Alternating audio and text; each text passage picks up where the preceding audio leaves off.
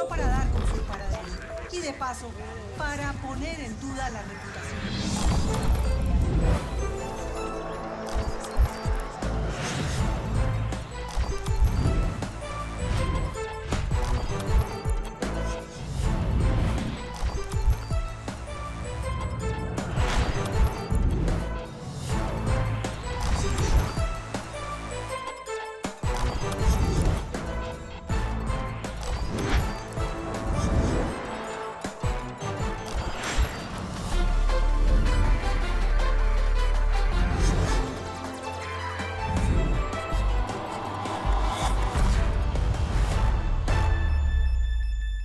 Muy buenas noches y bienvenidos a Los Informantes. Soy María Elvira Arango y aquí estamos como siempre, como todos los domingos, con tres grandes historias. Una de las apuestas más arriesgadas del presidente Petro es la paz total, donde hasta ahora solo han sido invitados Iván Mordisco y el ELN. El resto de narcos, guerrilleros, extraditables, exparas, combos y demás ralea que estaban firmes durante los tiempos de campaña y que se reunieron con delegados oficiales, instalaron mesas y lanzaron propuestas, se quedaron con los crespos hechos. La postura desde el lado oscuro de la fuerza. En las montañas del norte del Cauca hay una zona que se conoce como el Triángulo de la Marihuana, en donde se produce la mata más apetecida en el mundo. Y por eso también, según las autoridades, es uno de los combustibles del conflicto entre las disidencias de las FARC y el ELN por el control del mercado ilegal. Las luces y las sombras del cannabis en el Cauca. El deporte de la tabla o el skate es todavía visto por muchos como un pasatiempo sospechoso, como de vagos. Pues no, Colombia tiene a uno de los mejores skaters del mundo de todos los tiempos, David González y su tabla de salvación. Empecemos. La paz total es una prioridad de la administración Petro, una audacia política. Buscar con los grupos ilegales de todos los pelambres acuerdos para acabar con la violencia en Colombia. Pero sobre esta gran apuesta se posó una inmensa sombra por las distintas posturas que han cambiado en estos meses de gobierno y también por el escándalo que protagonizaron el hermano y el hijo del presidente. Como hay tanta confusión, la nena Arrázola fue hasta Medellín, en donde se concentra un altísimo porcentaje de la violencia urbana, y escuchó lo que tienen que decir algunos protagonistas de ese lado oscuro de la paz. Yo creo que el señor presidente tuvo problemas de moralidad con su hermano y con su hijo. Ahí es donde existe la falla. En las crisis que han tenido el hermano y el hijo con la justicia colombiana, con la fiscalía, han debilitado las decisiones del doctor Petro. Al menos eso es lo que piensa Alexander Morales, que fue delegado por el comisionado de paz para tener contacto con los combos de Medellín, que no son otra cosa que bandas barriales que controlan comunas y las economías subterráneas. Él renunció hace 2 meses. Dirige además Sinergia, que es un movimiento donde tienen voz y voto gente de la FARC, del ELN, los extraditables, las bandas, paramilitares, académicos y profesores. Nosotros habíamos establecido la mesa de la picota, de los extraditables, y teníamos la representación de los 270 personas de extraditables de hombres, pero además de las mujeres. ¿Se entusiasmaron con el anuncio del presidente? Absolutamente había un entusiasmo generalizado. Había fiesta y jolgorio en la picota, en otras cárceles y en estas calles amenazantes de Medellín. No era para menos, porque el gobierno los había invitado a ser la cuarta pata de la Mesa de la Paz. En el mes de agosto y en el mes de septiembre, el señor presidente levantó su voz indicando de que no se iba a seguir extraditando si los extraditables se pusieran también en la ruta de la paz. Entonces todos los extraditables, todos, absolutamente todos, levantaron la mano y dijeron: nosotros vamos a apoyar esa política. La dicha les duró poco porque rápidamente, a juicio de este abogado, el gobierno reevaluó su ofrecimiento y a esa parte no les gustó mucho. Y es cuando empiezan los extraditables y los 150 combos del Valle de Aburrá a percibir una ligera variación en palabras como extradición, sometimiento y penas. ¿En qué momento empieza a detectar que hay 2 líneas? Nosotros las detectamos ya casi al final de la campaña. Una línea con comisionado de paz y el hermano del presidente, y la otra línea era la que nosotros estábamos manejando, más jurídica. La otra línea era más consanguínea. Pero al mismo tiempo que el hermano del presidente los convocaba, recibían otra llamada de abogados cercanos a Gustavo Petro. ¿Quiénes hacían parte de esas reuniones, Alex? Personas muy cercanas al pacto histórico, muy cercanas al presidente de la República, personajes muy, muy importantes. No quiero dar los nombres por cuidarlos a ellos, y nos causó mayor sorpresa cuando fue elegido el doctor Danilo Rueda. Nosotros le solicitábamos que se creara el Ministerio de la Paz, y estábamos pensando que iban a nombrar a Álvaro Leiva como ministro de la Paz, que hubiera sido una jugada política supremamente importante para los intereses de la nación colombiana. Pero no fue así. El diálogo de la paz total. A pesar de que las conversaciones fueron en alguna ocasión con Danilo Rueda y otra con delegados oficiales, creían que Álvaro Leiva iba a ser su interlocutor por su trayectoria en asuntos de paz. Además, el equipo del alto comisionado les insistía que todo tenía que ser en secreto, pero cuando llegaban, otra era la realidad, y eso los iba desilusionando. Ya elegido él como alto comisionado, él manifestó que era una reunión privada, confidencial, secreta, pero incluso yo le informé en ese momento que no era tal, porque en el Hotel Dan Carton, en toda la entrada, había un letrero donde se indicaba reunión con el alto comisionado. Todo se fue derrumbando y Alexander Morales, los extraditables, narcos, guerrilleros y delincuencia urbana, sentían que los estaban sacando de la foto. Empecé a solicitar reuniones con el alto comisionado. Nunca la respondió. Eso yo lo transmitía a mi equipo de trabajo. Era frustrante no poder tener una reunión cercana. En la Comuna 6 estuvimos tranquilos. Teníamos el acompañamiento de la gente del barrio y aunque todo el mundo nos miraba, nadie se acercaba. Todos nuestros jefes, nuestros líderes, tienen toda la voluntad. Tanto los que están en la cárcel como los que estamos en la calle, todos tenemos la voluntad, pero de un proceso de paz. Oscar no puede mostrar su cara aunque le insistí. Argumentó que todavía tiene un pie en la ilegalidad y que pese a que también ha hecho parte de los acercamientos con el gobierno y lidera un combo de unos 1000 pelados en las comunas de acá de Medellín, prefiere por ahora ser el lado oscuro de esta historia. Nos han utilizado a nosotros los combos para poder estar. Las milicias surgieron como las guerrillas y las milicias y negociaron con el gobierno para matarnos a todos nosotros los bandidos. Después llegaron los paramilitares, también lo mismo. Pero no somos esos bandidos que ellos llaman, somos los hijos del barrio. Hace parte también de Sinergia y tiene un discurso de reivindicaciones que arranca por decir que son los protagonistas de la urbanización de la guerra, un término que pone a pensar a más de uno.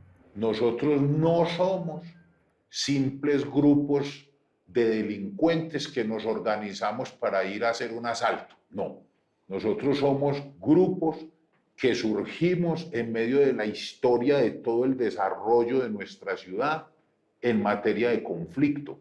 En ese mismo tono y acento, con ínfulas y con la convicción de que ellos mandan en estos barrios, lanza una ráfaga llena de mandatos desafiantes. Usted es del gobierno nacional, pero yo soy del gobierno de esta comunidad, papito.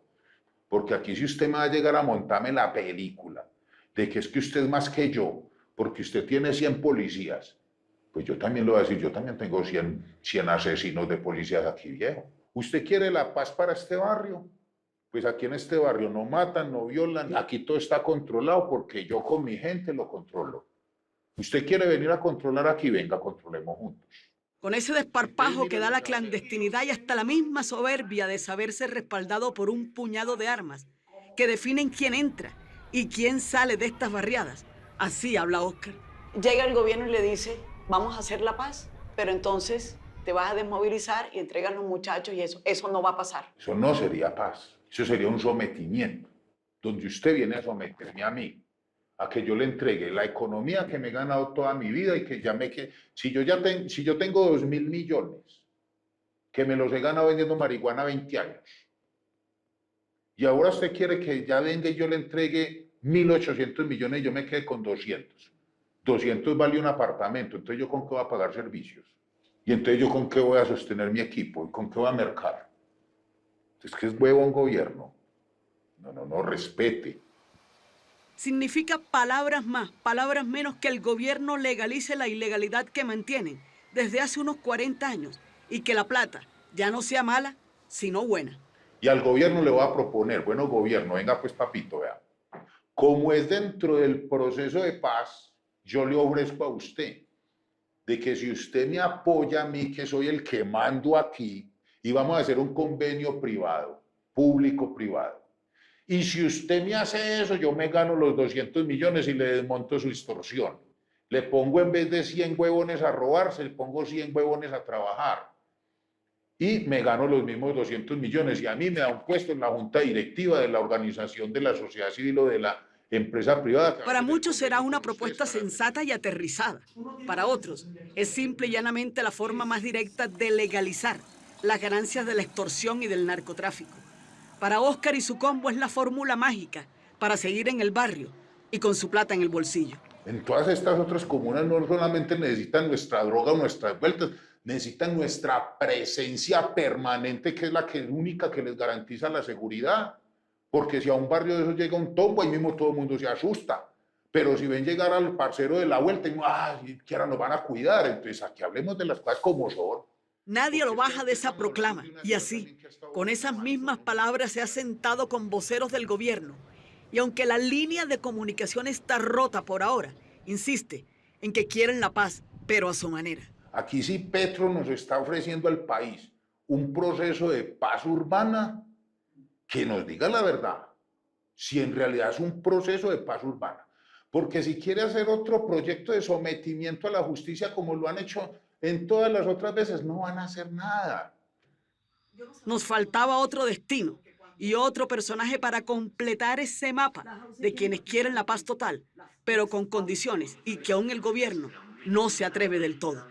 Recuerda que el proceso de paz con las Autodefensas Unidas de Colombia arrancó hace 17 años. Este hombre se llama Michel Pineda, es también abogado penalista y ejerce la defensa de Diego Fernando Murillo Bejarano, que lleva el alias de Don Berna y que fue guerrillero, narco y paramilitar. Extraditado en 2008 en el gobierno de Álvaro Uribe Vélez. Don Berna quisiera estar en el proceso de paz total. Claro, lo manifestó.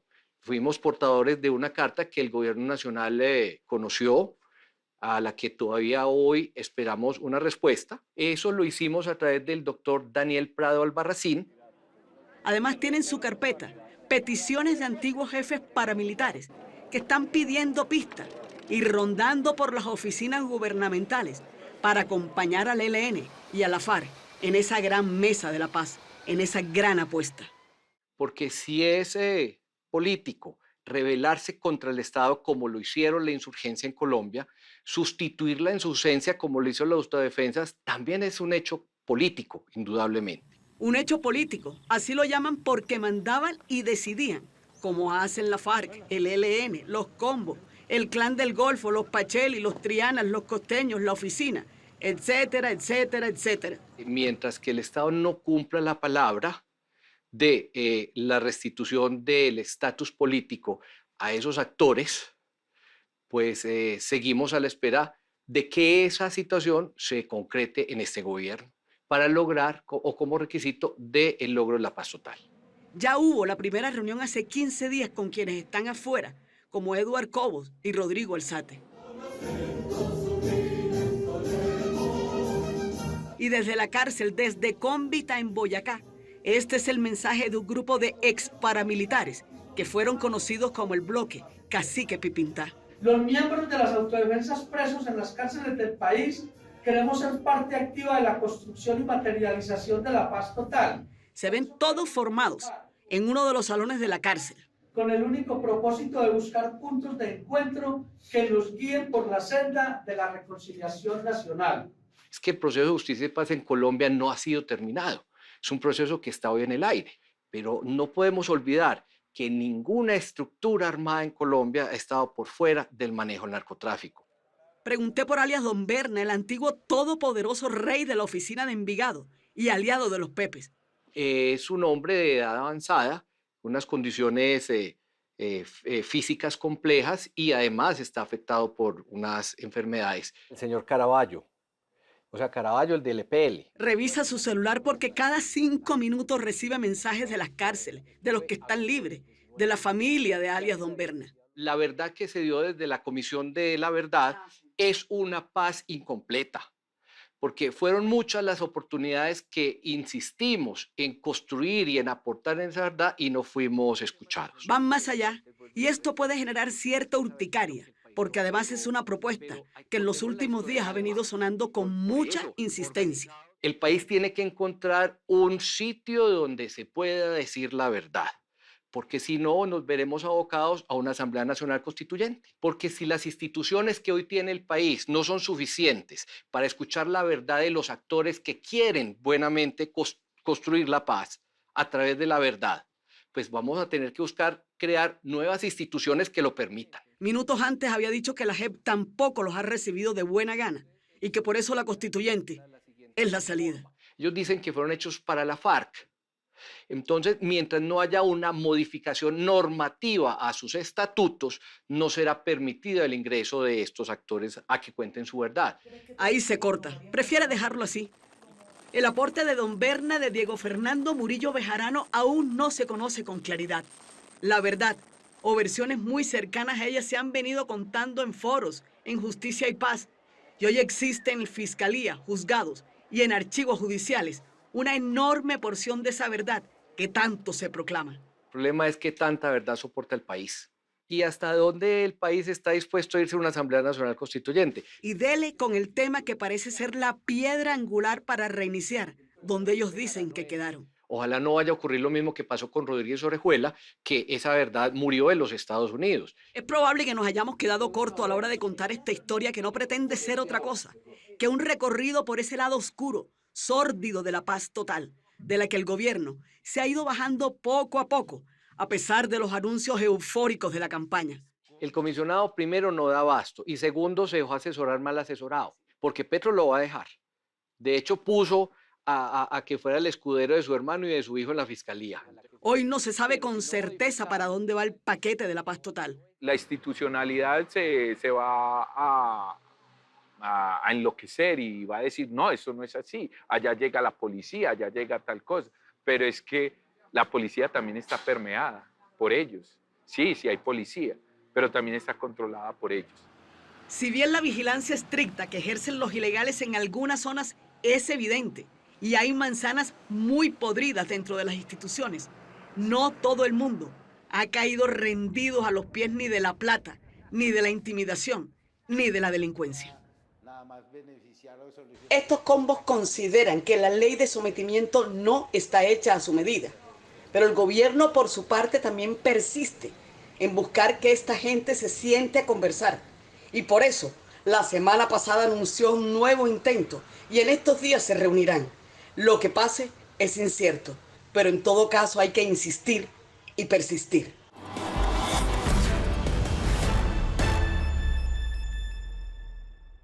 Después de una reunión con antiguos comandantes de las autodefensas, el gobierno viene trabajando en un proyecto de ley para dar cierre al proceso penal de justicia y paz y así resolver los procesos de los combatientes de los grupos de autodefensas.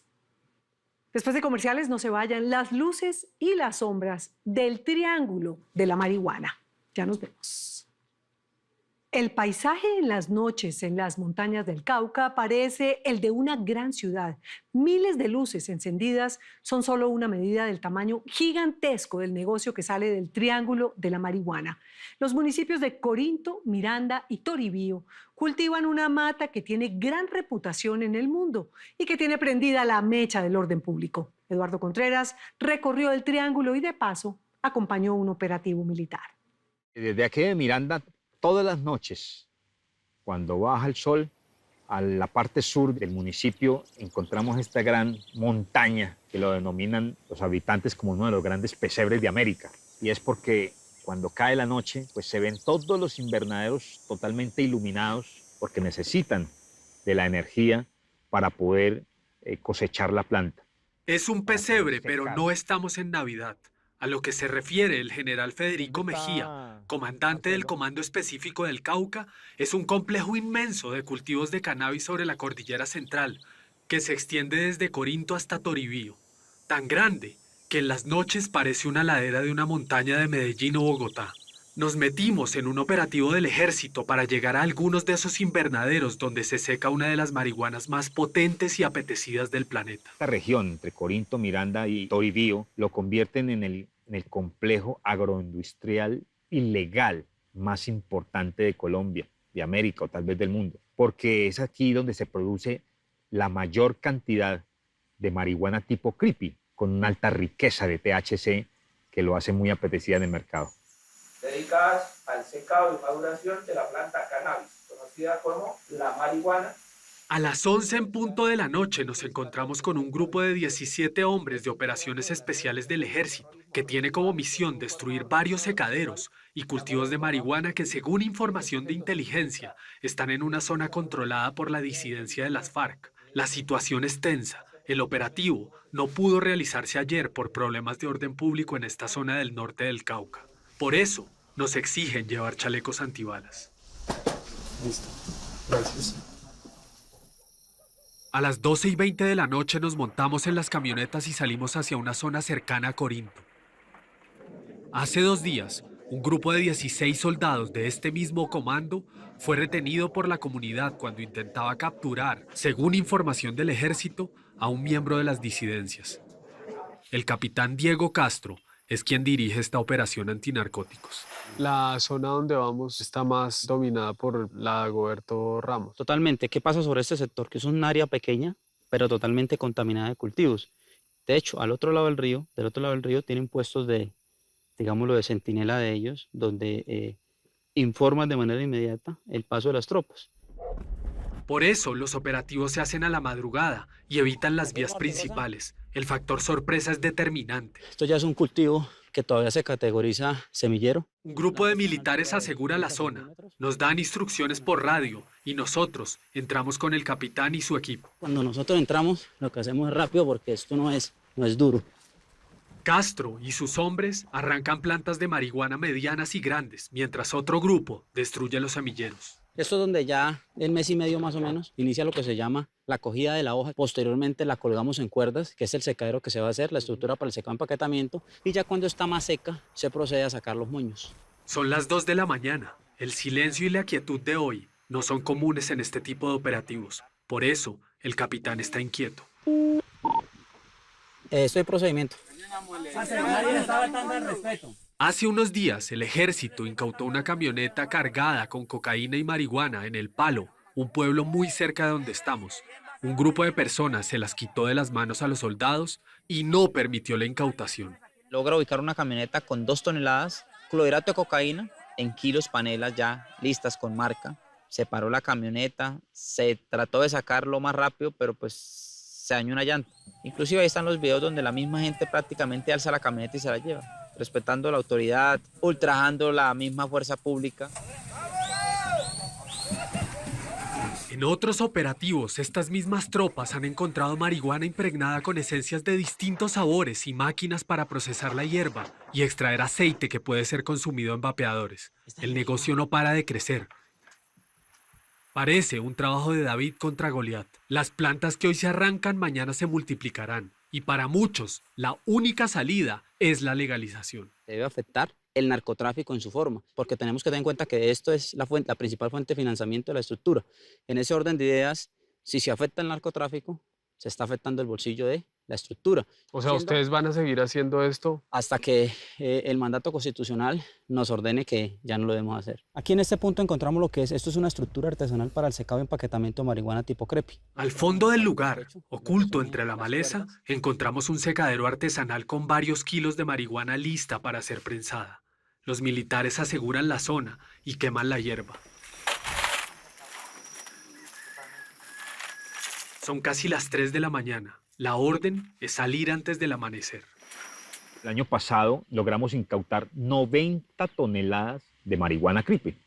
Este año, solamente en los 3 primeros meses del año, llevamos 22 toneladas de marihuana tipo creepy incautada. ¿Esa marihuana va hacia qué mercados? Va a alimentar los mercados de Europa, Asia, Estados Unidos y el consumo interno. Aquí en estas instalaciones se encuentra el Comando Específico del Cauca. Al día siguiente nos reencontramos con el general Mejía en el Comando Específico del Cauca en Miranda. En Colombia, la ley permite desde 2016 la siembra y comercialización de marihuana con fines medicinales, pero cultivarla extensivamente o comercializarla para uso recreativo está prohibido. Prácticamente el narcotráfico es el carburante de toda la problemática en Colombia. Desde sus inicios hasta el día de hoy, ha sido el detonante que ha traído todas las estructuras armadas ilegales que hemos conocido. Y mientras más producción haya, pues habrán muchos más carteles, habrá más pelea por el poder, habrá más estructuras, más armas, habrá más violencia. Cambian los actores, pero sigue el conflicto. Cambian los actores, pero sigue el conflicto.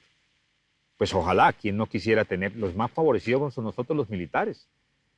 Si llegamos a esa paz total, pues sería maravilloso porque efectivamente somos las fuerzas militares las que estamos más expuestos a estas olas de violencia que produce el narcotráfico en el país. Aprovechando estos corredores de movilidad que los mueven hacia el Pacífico Caucano y de allí la mueven hacia otras partes del mundo. El general Mejía lleva 33 años en el ejército. Llegó al Cauca en diciembre de 2022 y dice sin dudar que este ha sido su doctorado en ciencias militares. El departamento del Cauca es una Colombia pequeña. Geográficamente tiene todos sus pisos térmicos, tiene el Pacífico Caucano, tiene zona costera. Aparte de eso, toda la gran problemática que también tiene nuestro país en términos de seguridad. ¿Qué pasa acá? ¿Cuáles son las amenazas en este departamento? Tenemos la presencia, obviamente, de las GAOR peleando por los corredores estratégicos que les permiten a ellos movilizar la droga. Tenemos el problema del GAO-ELN, que viene en una disputa territorial por el control de todas esas regiones. Tenemos la minería ilegal, tenemos también la ocupación de tierras por parte de los indígenas y el desplazamiento al cual son sometidos los propietarios legales de estas tierras.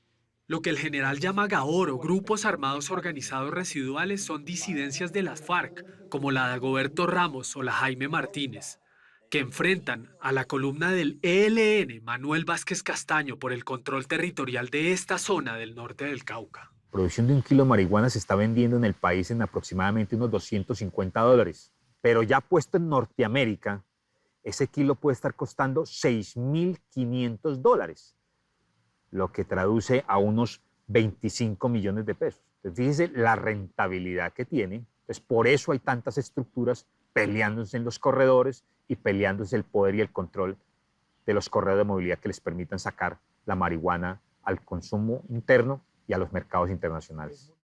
Aunque no hay datos unificados sobre cuántos cultivos hay en esta zona, pues a diferencia de la coca no existen mediciones satelitales, las autoridades hablan de alrededor de 3.000 hectáreas en el norte del Cauca, con un potencial de producción de alrededor de 1.800 toneladas anuales. ¿En qué momento intervienen los grupos armados? Se encargan del transporte, de asegurar los corredores de movilidad para que lleguen a sus destinos finales. ¿Ellos también controlan incluso cuántas plantas siembra cada campesino? Claro, ellos tienen impuestos por todo lado. Paga la señora que le hace el almuerzo, el desayuno y la comida a los trabajadores que viven de ese laboratorio, de ese cultivo. Tienen que pagar por hectárea producida, tienen que pagar por kilo producido. Salimos del comando y nos internamos en otra zona del norte del Cauca. Carteles y grafitis a los lados de la carretera muestran el dominio territorial de la disidencia de Dagoberto Ramos en esta zona rural de Corinto. Vamos a la casa de Eduardo Marino, un campesino cultivador de marihuana. ¿Qué piensa de que le digan que es un narcotraficante? Yo soy un cultivador que alimento al narcotraficante, que porque el narcotraficante es el que se la lleva del cultivo y la trafica. Yo solamente soy un cultivador de flor de marihuana. Eduardo Marino tiene 55 años y lleva varios cultivando cannabis. Dice que este negocio es el sustento de innumerables familias en el norte del Cauca, una alternativa a la pobreza y el abandono del Estado en esta región del país. No cree que esté cometiendo un delito y por eso da la cara. Hace parte de una organización que agrupa cultivadores de cannabis en el Cauca. Este es un creeping exótico bajo techo de invernadero. ¿Cuánto THC puede tener esta marihuana? Tiene un promedio entre un 22 y un 28%. O sea, tiene bastante potencia. Potencia. El THC es el componente psicoactivo del cannabis. Entre más alto su porcentaje, más potente es su efecto. Estamos en una veta de tierra que es la única en el mundo para producir cannabis de excelente calidad. En meses anteriores estaban haciendo tours de extranjeros a ver los cultivos y habían gente de 15 países, venían a esos tours y ellos se volvían locos probando el producto de Colombia y de Corinto, Cauca. La marihuana de uso adulto o recreativo es legal en 19 de los 50 estados de Estados Unidos y países como Canadá y Uruguay, entre otros. Un negocio que mueve millones de dólares a nivel global y cuyo auge suple en algunos casos la crisis en el mercado de la hoja de coca en Colombia. Veo que también tiene coca aquí. Pues aquí uno tiene que sembrar de todo un poquito porque los cultivos son cada 3 meses, pero viendo ya no vale la pena sembrar coca porque no hay compradores, no se vende. Inclusive ya esta coca tiene 3 meses, ya era para que fuera cosechado y no hay compradores. Y entonces se decidió a incrementar la venta de marihuana. Exactamente, estaba mejor vender marihuana.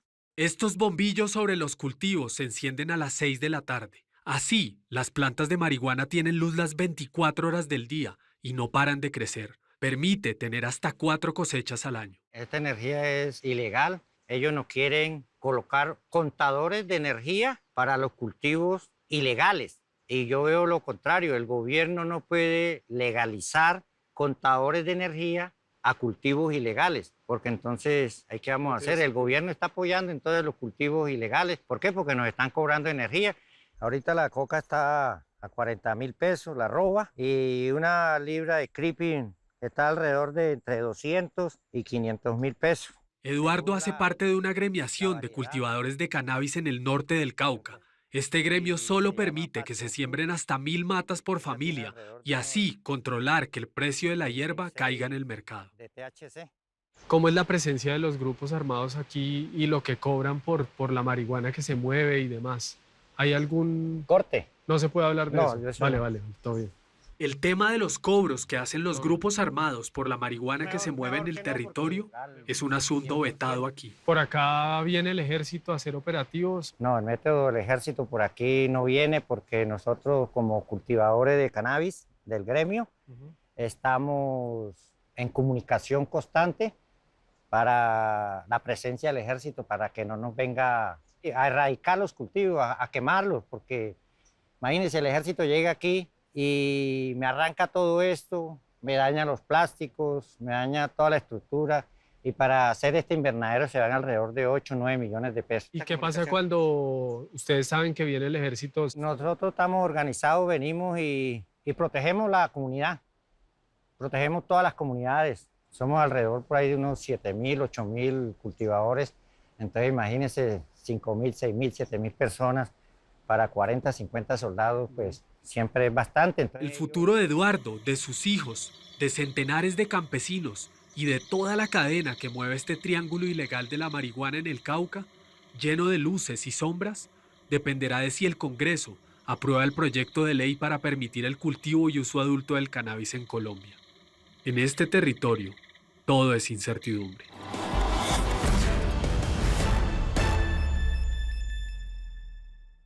En el 2022 se incautaron 484 toneladas de marihuana y más de la mitad de esos decomisos que se hacen en el país ocurren precisamente en el Cauca y en el Valle del Cauca.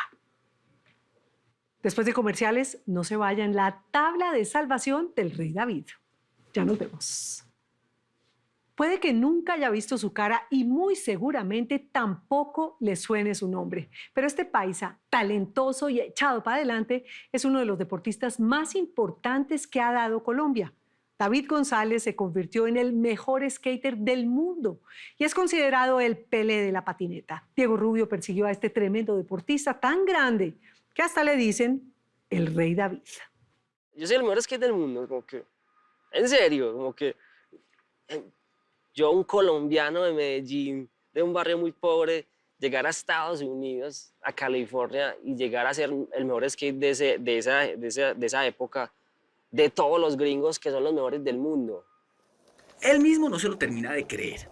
Todavía le parece una locura que un niño de un barrio popular, que al principio no tenía ni con qué comprar una tabla, llegara a ser el mejor del mundo para montarla. Eso era imposible. No pasaba ni en las películas. Yo vengo de un barrio de Medellín que es muy pobre, de la nada, empecé desde muy bajo, empecé yo solo. A un momento a otro yo estar allá en Estados Unidos y ganar el mejor premio del mundo, yo como que... No, yo me sentí muy orgulloso de todo lo que yo hice en mi vida de antes, todos los sacrificios, valieron la pena. Puede que no le suene su nombre, ni mucho menos su cara, pero David González es uno de los deportistas colombianos más exitosos de los últimos tiempos. ¿Qué va? De todos los tiempos. Ahí donde lo ve, relajado y greñudo, con esa pinta de adolescente, David es desde hace 2 décadas el mejor skater de Colombia y uno de los mejores del planeta. Yo era como que poseído por el skate, algo así que yo ya como que, mejor dicho, aquí ya estaba demasiado enamorado, como que no, yo no quiero hacer más nada. El momento cumbre para este hijo ilustre de la Medellín más callejera, la Medellín de comuna, llegó en el 2012, cuando fue elegido por la revista Thrasher como el mejor skater del mundo. Para que se haga una idea, eso equivale a ganarse una medalla de oro en unos Juegos Olímpicos, o un Tour de Francia, o, ¿por qué no?, un campeonato de Fórmula 1. El Juan Pablo Montoya de la tabla. El Mariana Pajón del skate. El Nairo Quintana de la tabla. ¿Qué opina que le digan eso? No, bacano, me pareció chévere. ¿Le gusta? Sí, obvio, parece bacano, sí. Pues en lo de Pablo Montoya, pues de pronto ella tiene razón, porque yo sí monto muy rápido. Tan rápido monta David, y es tan hábil, que hoy es considerado prácticamente un mito de la historia del skate. Un deporte que en Colombia, más que un deporte hecho y derecho, todavía es visto por muchos como un pasatiempo de vagos, de pandilleros. Sí da como esa esencia a la gente que no conoce el skate. Como que así son marihuaneros, son unos rebeldes ahí, son unos chiflados. Vayan y estudien. Vayan, hagan algo, salgan adelante. Pero lo que la gente no ve, que es que esto ya se convirtió en un deporte de verdad. La gente puede pensar lo que quiera, pero a este paisa bacán el skate le ha dado todo lo que tiene. Desde hace muchos años, les da el techo a él y a su familia. Les da el mercado, les paga las facturas, les da en últimas esa tranquilidad con la que David soñó desde niño. Todo el tiempo me pasa aquí, que la gente me dice, hey, ¿tú qué haces? Yo soy skater profesional. ¿Y eso qué es? Yo soy skater profesional, yo monto tabla, es como que, sí. Yo no, pero yo vivo de esto. Verlo haciendo acrobacias en vivo y en directo es un espectáculo. Se desliza por pasamanos, salta sobre escaleras larguísimas, hace giros y volteretas, y a veces incluso le gusta volar por encima de la gente. En este caso, cogió al único inconsciente que se arriesgó a ganarse un tablazo en la cabeza. Obvio, mucha gente me dice, amigo, usted David está loco. ¿Y usted qué responde? De verdad, yo no estoy loco, yo soy una persona común, yo soy una persona humilde, normal, yo soy muy religioso. Y justo al lado de una piscina para patinadores extremos, ciclistas y skaters de todas las edades, hablamos largo y tendido con este loco tan cuerdo. Durante la entrevista, insistió en que aún conserva las ganas del niño que se convirtió en el mejor contra todo pronóstico. Ah, y que nunca piensa cortarse ese pelo de rockero que tiene desde los 12 años. La tabla significa todo para mí. O sea, la tabla es mi agua, mi sol, mi sombra, mi luna, mi luz. Hoy, con 32 años bien vividos y después de una carrera de 2 décadas, confiesa que vive más tranquilo que en sus épocas de mayor éxito deportivo. Ya no tiene la presión de antes, sobre todo desde que volvió a vivir a Colombia con su familia y dejó Los Ángeles, donde pasó más de media vida montando tabla. Y sí, viviendo como toda una celebridad. Sí, yo tenía la vida de un rockstar, tenía todo lo que un rockstar puede tener de cuenta del skate, porque el skate es un estilo de vida también. ¿No? David González nació en Bello, un municipio pegado a Medellín que la ciudad se ha ido comiendo hasta convertirlo prácticamente en un barrio más. Sintió desde siempre el peso de la pobreza. Vio a su papá irse de la casa llevado por el alcohol. Vio a su mamá, doña Olga Luz, partirse el lomo trabajando como empleada doméstica. David dice que sentía hambre, pero no solo hambre física, también hambre de gloria. nos mochaban la luz por 1 año, 2 años, entonces vivíamos sin luz, sin agua, y pues mirando a ver qué vamos a comer hoy, qué vamos a comer mañana. Entonces yo viendo a mi familia en tan malas situaciones, eso es lo que me llevó a mí después a hacer lo que yo hice, pues a llegar a donde yo llegué. Eran los años 90, tiempos de narcos, de asesinatos, de bombas. Bandas y sicarios se habían tomado los barrios periféricos de Medellín. En 1991 hubo casi 7.000 asesinatos en la ciudad y fue catalogada como la más violenta del mundo. Y claro, en ese contexto creció el pequeño David. Yo estaba jugando fútbol y en un momento otro se armó una balacera y salgan corriendo a esconderse. Y eso pasó muchas veces, o sea, eso pasó más de 20 veces o 30. Es como que, uy, Dios mío, que pues, ojalá que nunca me caiga una bala perdida por ahí. Pero dice que no sentía miedo. Más que eso, lo que sentía era rabia. Rabia de la violencia, de la pobreza, de la desigualdad. Una rabia que no era del todo mala, le servía de motor. Esa ira me llevó a mí a pensar siempre, yo tengo que sacar a mi familia adelante, yo tengo que salir adelante, yo no puedo seguir en esta situación. Quienes lo conocen de siempre lo describen como un atleta innato, un superdotado. Era el más fuerte, el más rápido y... No, el más alto nunca fue, pero sí el más coordinado y arriesgado. Perfecto para convertirse en toda una promesa del deporte, tal vez de la gimnasia olímpica, ¿por qué no? Desde que yo tenía 4 años empecé la gimnasia olímpica hasta los 10. Que la gimnasia se requiere de algo muy estricto, mucha disciplina. Yo me tiraba así a una mortal, a caer al suelo de un 2.º piso, así. Entonces yo ya sabía cómo caer, cuando yo empecé a montar, yo ya sabía cómo tirarme de ahí abajo. Por las mañanas iba juicioso a la escuela. Luego se dedicaba a entrenar gimnasia. Y al final de la tarde, camino a su casa, tenía una parada obligada. Se sentaba en una esquina a ver a un puñado de jóvenes que se lanzaban por unas lomas empinadísimas sobre unas tablas que hasta ese entonces solo había visto en esos videos de rock que veían canales gringos de televisión y que le gustaban un montón. Y yo miraba, eso se ve muy bacano, cómo saltan en eso, la ropa, cómo se viste, cómo se ve algo muy cool. Yo quiero ser así. Hasta que sucedió lo que David considera un milagro. Su mamá descubrió un monopatín viejo y medio destartalado en el lugar menos pensado y pensó que a David le gustaría. Donde ella trabajaba haciendo aseo, allá había una tabla y mi mamá le habló a la patrona de ella y, sí, ya que se la puede llevar. Mi hijo dijo que todo bien. Entonces mi mamá la trajo y yo, yo me acuerdo que ella la trajo y yo la cogí como, yo dormía con ella si estuviera quebrada. Recogiendo de 2000 en 2000 entre sus familiares, amigos y vecinos, se levantó la plata para arreglar la tabla y dejó la gimnasia para dedicarse por completo al skate. No llevaba ni 2 meses montando y ya resultaba obvio que no solo era el más prometedor de su generación, sino que muy pronto sería el mejor del país. Ganó su primera competencia, y la segunda, y la tercera, y las demás. Me obsesioné al 100%. ¿Y fue amor a primera montada o le costó? No, amor a primera montada. Eso fue así. O sea, yo tenía tantas ganas de montar y tantas ganas de aprender que en general aprendí muy rápido. Desde el primer momento pudo hacer figuras que a los demás les costaban no solo años de práctica, sino también raspones y huesos rotos. Eso sí, después de tantos años y tantos totazos, el cuerpo de David también está lleno de cicatrices. Parece una colcha de retazos. ¿Y se ha roto? Tengo 2 cirugías en el pie izquierdo. El derecho me lo ha quebrado por ahí 10 veces. Las 2 rodillas me las ha fracturado. Este codo me lo ha fracturado y me lo ha quebrado por ahí 7 veces. ¿Cuántas cicatrices tiene en el cuerpo? No, por ahí 200. Demasiadas. Pero al principio el skate seguía siendo un hobby sin futuro prometedor. Los mayores le repetían que si se dedicaba exclusivamente a montar, él y su familia seguirían viviendo con las mismas deudas, esclavos del mismo rebusque. De hecho, tenían un problema. Los iban a sacar de la casa familiar donde vivían y no tenían para dónde coger. Mejor dicho, doña Olga Luz y sus 4 hijos se iban a quedar en la calle. Yo estaba muy mal porque en ese entonces, en la casa mía, nos habían dado un plazo de 1 mes para irnos de ahí, por problemas familiares. ¿No tenían dónde vivir? No teníamos dónde vivir.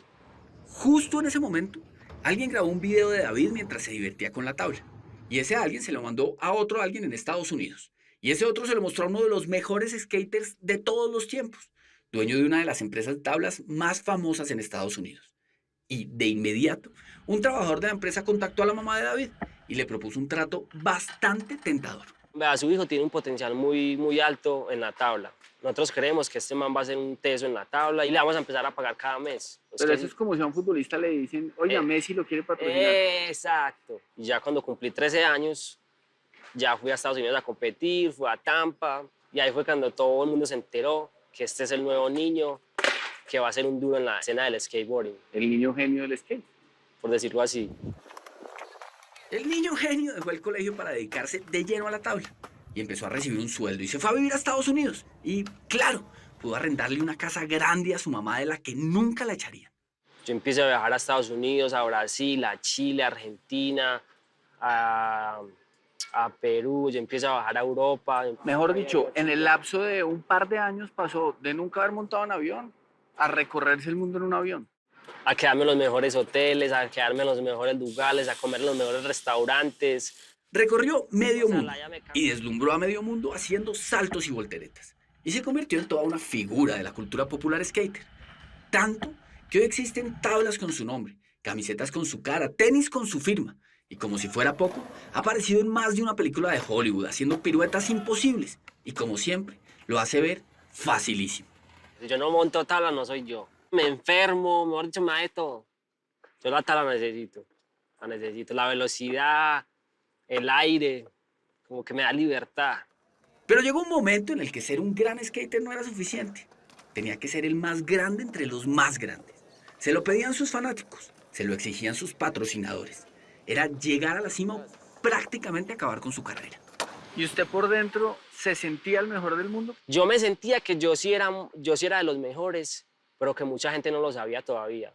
Y todavía no tenía el respeto que yo quería que la gente me tuviera entre los profesionales, entre el mundo del skate profesional. Y ese año yo, mejor dicho, a mí se me despertó todo lo que yo tenía por dentro que estaba dormido, se despertó y salió. David se puso las pilas, se arriesgó como nunca. Empezó a hacer trucos que nadie había hecho jamás. Ganó decenas de competencias y logró su objetivo. Fue nombrado por un jurado de expertos como el skater del año, el número 1 del planeta. Un sueño hecho realidad, porque este premio que yo le estoy diciendo es un premio que de chiquito a mí siempre me lo dijeron. O sea, alguna vez va a ser skate del año. Y cuando llega el momento, uno como que, ay, puta, ya es el momento de yo ser skate del año. Después de convertirse en el mejor de los mejores, siguió montando por el mundo. Pero ya con ese halo de grandeza que todavía tiene. ¿Y el resto? El resto es historia. Yo empecé a montar tabla pues porque a mí me nacía y era como algo como un hobby, que yo, uy, qué chimba sería montar tabla. Pero usted nunca pensó ganar plata. No, ya, yo nunca pensé nada. Yo nunca pensé que iba a salir, que iba a ser profesional, que iba a ganar plata, que iba a ser famoso. David sigue siendo la imagen de varios productos, desde marcas de tablas hasta bebidas energéticas. Vive de esos patrocinios y de alguna inversión inmobiliaria que hizo en Estados Unidos. Hoy puede pasar desapercibido mientras camina por Medellín con su cachucha o su pañoleta, como cualquier rockero noventero. Pero apenas pisa un parque para patinetas, un skatepark, se convierte en esa celebridad a la que le hacen videos, le piden fotos, le piden consejos. Yo tengo un hijo de 8 años. ¿Qué pasa si me dice, papá, yo cuando grande quiero ser skater? O sea, si usted de verdad está pensando eso, bueno, vamos a hacerlo. Si usted quiere eso, vamos a dedicarle tiempo y vamos a ver qué pasa. Pero otra cosa le digo, hijos, ¿de verdad está seguro de eso? Porque es una cosa muy difícil. Ahora, sin la presión de antes, consciente de que pase lo que pase, ya es una leyenda viva del skate, David González solo quiere montar. Montar y divertirse. Y, claro, también divertir a sus seguidores. Porque como nos dijo un fanático fuera de cámaras, ver a David sobre una tabla es como estar en el Circo del Sol de los skaters.